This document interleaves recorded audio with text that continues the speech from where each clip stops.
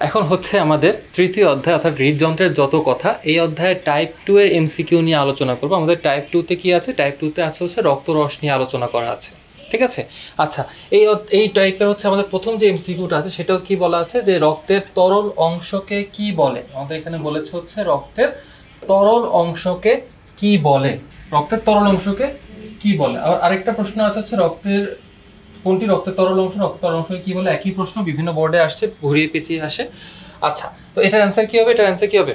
এখানে অপশনে কি কি আছে? লসিকা, রক্তকোষ, প্লাজমা, সিরাম। এখানে অ্যান্সার হবে হচ্ছে অপশন 3 অর্থাৎ প্লাজমা। ঠিক আছে, আচ্ছা এর পরের প্রশ্নে কি দেওয়া আছে? মানুষের রক্তরসে প্রায় কত ভাগ পানি। আমাদের পরের প্রশ্নে কি দেওয়া আছে? মানুষের রক্তরসে প্রায় কত ভাগ পানি। এখানে আমাদের অপশনে কি কি আছে? 10%, 45%, 55%, এটা হচ্ছে 90%। এখানে আমাদের উত্তর হবে হচ্ছে 90%। আচ্ছা, এর পরের প্রশ্নে আমাদের কি দেওয়া আছে? পরের প্রশ্নে আমাদেরকে বলা আছে হচ্ছে রক্তের অম্লক্ষারের ভারসাম্য রক্ষা করে কোনটি। রক্তের অম্লক্ষারের ভারসাম্য রক্ষা করে কোনটি? ওকে, হ্যাঁ আমাদের এখানে দেওয়া আছে হচ্ছে রক্তের অম্লক্ষারের ভারসাম্য রক্ষা করে কোনটি। এখানে আমাদের অপশনে আছে হচ্ছে লোহিত রক্তকণিকা, রক্তরস, শ্বেত রক্তকণিকা, আরেকটা আছে হচ্ছে অনুচক্রিকা। আচ্ছা, অম্লক্ষারের ভারসাম্য রক্ষা করা হচ্ছে আমরা জানি অ্যান্সার হবে হচ্ছে রক্তরস। ঠিক আছে, অ্যান্সার হবে হচ্ছে রক্তরস। আচ্ছা, দ্বিতীয় প্রশ্নে কি দেওয়া আছে যে কার্বন ডাই অক্সাইডকে বাইকার্বনেট হিসেবে ফুসফুসে পরিবহন করে কোনটি। বাইকার্বনেট হিসেবে কাকে? Carbon die অক্সাইডকে। এর কি কি দেওয়া আছে? রক্তকণিকা, লোহিত রক্তকণিকা, রক্তরস, আরেকটা আছে হচ্ছে প্রথ্রম্বিন। তো এখানে আমাদের অ্যান্সার হবে হচ্ছে কি? অ্যান্সার হবে হচ্ছে রক্তরস। রক্তরস হচ্ছে কার্বন ডাই অক্সাইডকে বাইকার্বনেট হিসেবে কি করে? পরিবহন করে। আচ্ছা, পরবর্তী প্রশ্নে কি দেওয়া আছে যে রক্তরসে প্রোটিন ধর্মী জৈব পদার্থ কোনটি। পরের প্রশ্নে দেওয়া আছে রক্তরসে প্রোটিন ধর্মী জৈব পদার্থ কোনটি। অপশন কি কি আছে? কোলেস্টেরল, লেসিথিন, অ্যান্টিটক্সিন, আরেকটা আছে হচ্ছে ফাইব্রিনোজেন। তো এখানে আমাদের অ্যান্সার হবে হচ্ছে কি 4 নাম্বারটা, ফাইব্রিনোজেন। ওকে, এরপরে হচ্ছে আমাদের পরবর্তী প্রশ্নে কি বলেছে? আমাদের এখানে ছিল রক্তরসের প্রোটিন, হ্যাঁ জৈব পদার্থ ছিল হচ্ছে ফাইব্রিনোজেন। এরপর আমাদের বলছে হচ্ছে রক্তরসে খাদ্যসার হিসেবে উপস্থিত থাকে কোনটি। রক্তরসে খাদ্যসার হিসেবে উপস্থিত থাকে কোনটি। আমি বলেছি যে খাদ্যসার হচ্ছে মূলত আমরা যে খাবার দাবারগুলো গ্রহণ করি ওই খাবারগুলো যে পরবর্তীতে হজম হয়ে যে ভেঙে যেয়ে যে পদার্থগুলো বা উপাদানগুলো উৎপন্ন করে ওগুলো হচ্ছে আমাদের খাদ্যসার হিসেবে পরিচিত। তো আমরা খাবারের মধ্যে কি শর্করা খাই, আমিষ খাই, স্নেহ খাই, এই যে খাবারগুলো খাচ্ছি, তো এইখানের মধ্যে কি আমি যখন আমিষ খাচ্ছি আমরা জানি আমিষ গঠনের একক হচ্ছে অ্যামিনো অ্যাসিড বা অ্যামাইনো অ্যাসিড।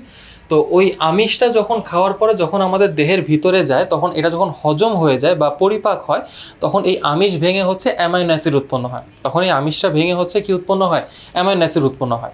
এই অ্যামাইনো অ্যাসিডটা হচ্ছে আমাদের রক্তরসে খাদ্যসার হিসেবে তখন উপস্থিত থাকতে পারে। তাহলে আমাদের এখানে অ্যান্সার কি হবে? অ্যান্সার হবে হচ্ছে অ্যামাইনো অ্যাসিড বা অ্যামিনো অ্যাসিড। আচ্ছা, 17 নম্বর কি বলছে? কোনটি রেচন পদার্থ। এখন রেচন কি জিনিস? রেচন হচ্ছে যে সকল পদার্থগুলো আমাদের দেহে বর্জ্য হিসেবে জমা থাকে বা পরবর্তীতে বের হয়ে যায়। যেমন আমরা সারাদিনে বিভিন্ন রকমের খাবার খাই, এখন এই সকল খাবারের সব কিছুই তো আর আমাদের হজম হয় না, তাই না? সব কিছু তো আমাদের হজম হয় না বা সব কিছু আমাদের দেহের জন্য প্রয়োজনও পড়ে না, কিছু কিছু জিনিস এক্সট্রা থাকে। তো ওই এক্সট্রা জিনিসগুলোকে দেহ থেকে যে বের করে দেয় ওই সকল পদার্থগুলোকে বলা হয় হচ্ছে রেচন পদার্থ। ঠিক আছে, ওই সকল পদার্থগুলোকে বলা হচ্ছে রেচন পদার্থ। তো এখন হচ্ছে এই রেচন পদার্থ কোনটা, কি কি আছে অপশনে? লেসিথিন, অ্যামোনিয়া, অ্যালবুমিন, আরেকটা হচ্ছে বিলিরুবিন। এগুলো সবে হচ্ছে অন্যান্য পদার্থ, এগুলো কোনোটাই কিন্তু রেচন পদার্থ না। ঠিক আছে, এগুলো হচ্ছে বিভিন্ন প্রোটিন টাইপের অংশ। আর আমাদের হচ্ছে অ্যান্সার হবে হচ্ছে অ্যামোনিয়া।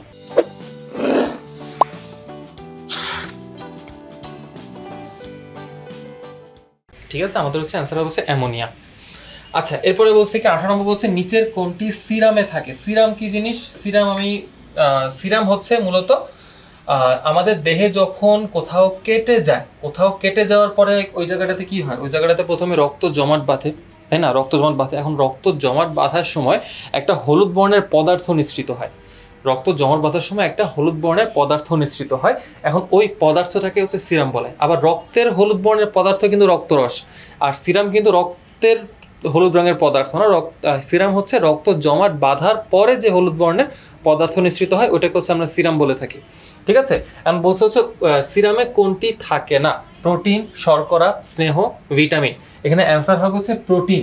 আমাদের রক্তরসে যে সকল প্রোটিন থাকে আমাদের কিন্তু সিরামে ওই সকল প্রোটিনগুলো থাকে না। এটাই হচ্ছে আমাদের সিরাম আর রক্তরসের মধ্যে প্রধান পার্থক্য, যে রক্তরসের মধ্যে প্রোটিন থাকে বা দেহের জন্য প্রয়োজনীয় প্রোটিন থাকে, বাট সিরামে কিন্তু ওইরকম প্রোটিনগুলো থাকে না। ওকে, আচ্ছা, এর পরবর্তী প্রশ্নে কি বলছে, রক্ত জমাটকৃত অংশ থেকে, এই যে আমাদের পরে কিন্তু সংজ্ঞা চলে আসে, রক্ত জমাটকৃত অংশ থেকে নিঃসৃত হলুদ রঙের পদার্থটির নাম কি? এটার নাম হচ্ছে সিরাম। আমি একটু আগে সবাইকে বলেছি এটা অ্যান্সার হবে হচ্ছে সিরাম, মানে আমি একটু আগে ব্যাখ্যা দেওয়ার সময় তো বলেইছি। আচ্ছা, এখন আমাদের এর পরবর্তী প্রশ্নে কি বলেছে, 20 নম্বর প্রশ্নে বলেছে হচ্ছে রক্তরসের গুরুত্বপূর্ণ কাজ হলো, রক্তরসের গুরুত্বপূর্ণ কাজ হলো কি? রক্তরসের গুরুত্বপূর্ণ কাজ কি? যে দেহের প্রতিটি কোষে অক্সিজেন সরবরাহ করা, আচ্ছা, টিস্যু থেকে বর্জ্য পদার্থ অপসারণ করা, বাইকার্বনেট রূপে কার্বন ডাইঅক্সাইডকে ফুসফুসে পরিবহন করা। এখানে আমাদের অ্যান্সার কি হবে? দেহের প্রতিটি কোষে অক্সিজেন সরবরাহ করা, টিস্যু থেকে বর্জ্য পদার্থ অপসারণ করা, বাইকার্বনেট রূপে কার্বন ডাইঅক্সাইডকে ফুসফুসে পরিবহন করা। তো আমরা জানি এইটা তো আমাদের হবে, এটা তো অলরেডি কাজ, রক্তরস হচ্ছে বাইকার্বনেট রূপে কাজ করে, আবার অপসারণও করে। বাট এই যে কাজটা আছে অক্সিজেন সরবরাহ করার, এই কাজটা কিন্তু মেইনলি আমাদের লোহিত রক্তকোষ করে, এটা কিন্তু আমাদের রক্তরস করে না।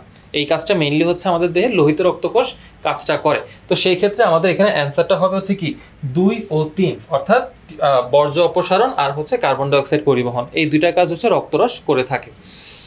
আচ্ছা, এখন যদি আমরা পরবর্তী প্রশ্নে চলে যাই, মানে হচ্ছে রক্তরসের কিছু বৈশিষ্ট্যের ক্ষেত্রে যদি আমরা যাই, এখানে আমাদের কি কি দেওয়া আছে, উৎসেচক পরিবহন করে, উৎসেচক বলতে হচ্ছে বিভিন্ন এনজাইম, হরমোন, এগুলোর কথা বলতেছে। উৎসেচক পরিবহন করে, নালীবিহীন গ্রন্থি হতে নিঃসৃত রস পরিবহন করে, মানে বিভিন্ন যে আমাদের গ্রন্থিগুলো আছে, কোন নালী নাই ওখান থেকে, যে ওই নালীর মাধ্যমে যে কোনো ওই রসগুলা যে যাবে ওই নালীর মাধ্যমে, ওরকম কোনো নালী নাই, ঠিক আছে, জাস্ট হচ্ছে ওরা বিভিন্ন গ্রন্থি আছে, তো ওই গ্রন্থি থেকে যে রসগুলা বা এনজাইমগুলো উৎপন্ন হয় এগুলোকে পরিবহন করবে রক্তরস।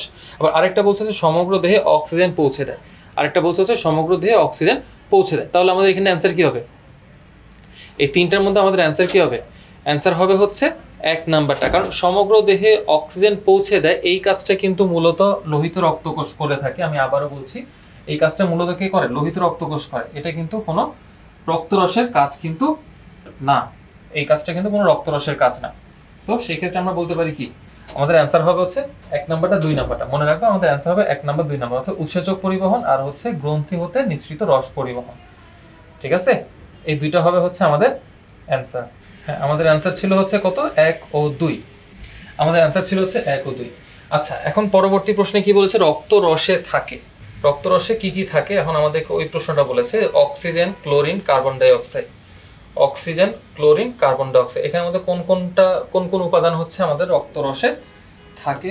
আমাদের প্রশ্ন হচ্ছে এখন ওইটা। আচ্ছা, এখানে রক্তরসে যখন থাকে তখন আসলে কিন্তু কি ওই পরিবহনের চিন্তা করলে হবে না, যে রক্তরস তো অক্সিজেন পরিবহন করে না, তার মানে অক্সিজেন থাকে না, এরকম চিন্তা করলে আসলে এটা একটু ভুল হবে।